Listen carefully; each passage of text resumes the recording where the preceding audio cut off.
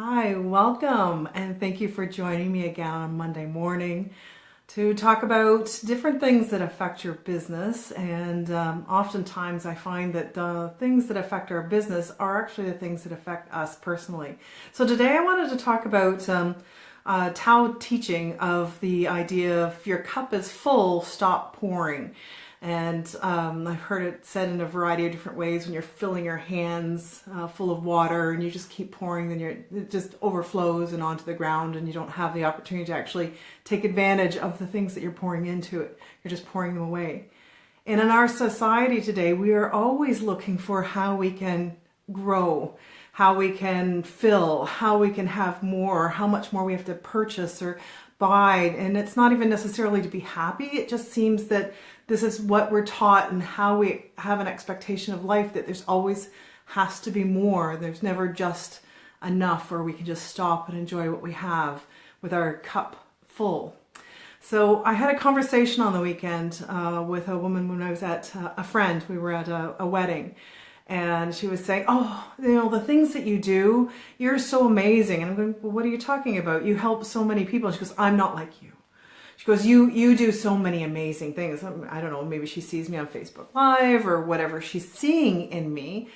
But somehow she has discounted what she does by comparing what she does to what someone else is doing. And I do different things than she does, and I help people differently than she does, and she still helps people.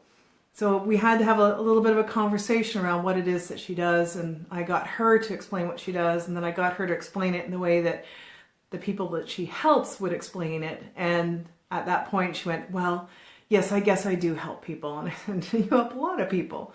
And it's just a different aspect of how we help, because even one drop makes a difference when you have one drop happening over and over again.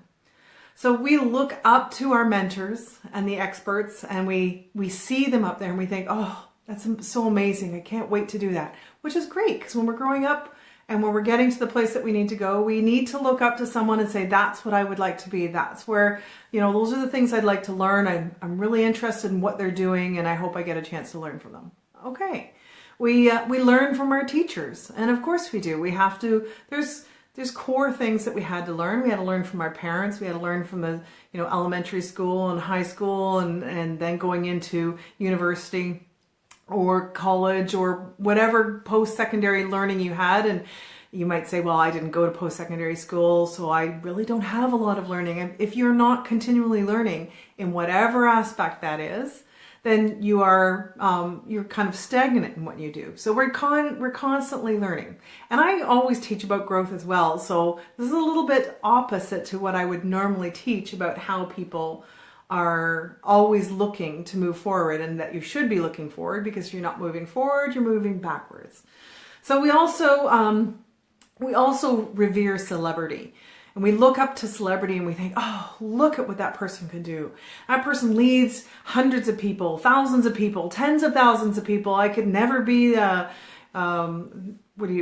Tony Robbins or Wayne Dyer, or Richard Branson. They're just way up there. They're so amazing. And then we discount what it is that we do ourselves. We don't take note of our own successes, the full cup that we all have.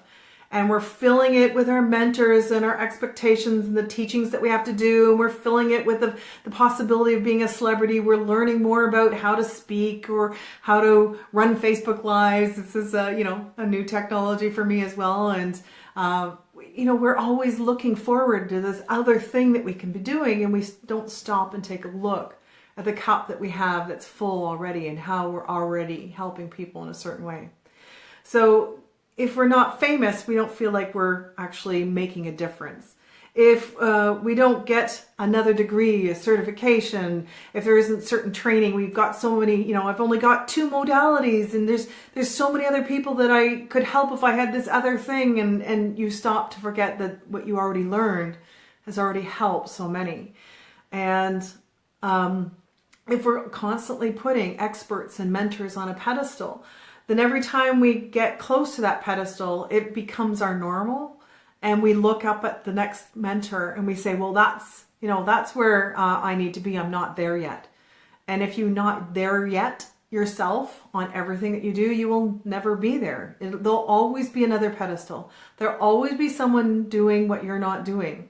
And if you're not focused on what you are doing and what you can do for the people that you already serve, then you're discounting your expertise and you are actually taking that away from the people that you can serve.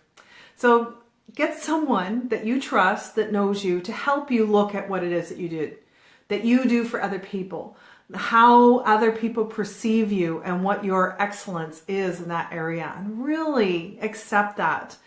Take note of your wonderful life effect. You remember the movie The Wonderful Life and with Jimmy Stewart, and it's an old movie and a lot of people watch it at Christmas time and it's a tearjerker, and they remove him, or he sees life as it would have been if he did not exist, and the amount of people that were touched by his life.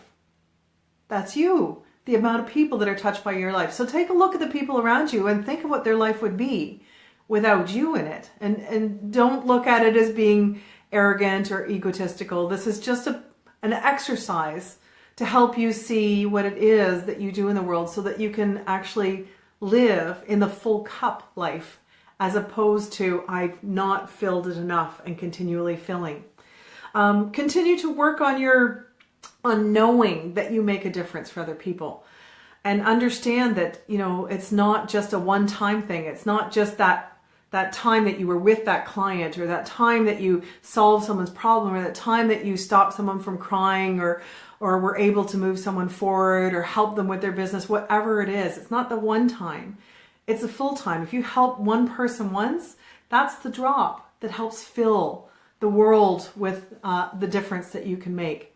And every person brings their own drop, and you bring it over and over again. And that's how we fill a world, with people that can make a difference and with people that can feel the difference, that are served by us. So if you want to make a difference in the world and your cup is full, but you don't know how to look at it for yourself, if you want me to help you connect that to your business, you can call me and just let me know, and we'll set up a strategy session. Otherwise, join me for breakfast if you're local to the Toronto area on Wednesday, October the 18th. It's just open to anyone. You can RSVP on the link that I'll put below this video, and it's free to you. You just have to buy your own breakfast, and we'll have some conversations and get connected. All right, thank you so much for joining me again. Fill your cup and stop pouring when it's full, and take note of what an awesome person you are. Thanks for joining me.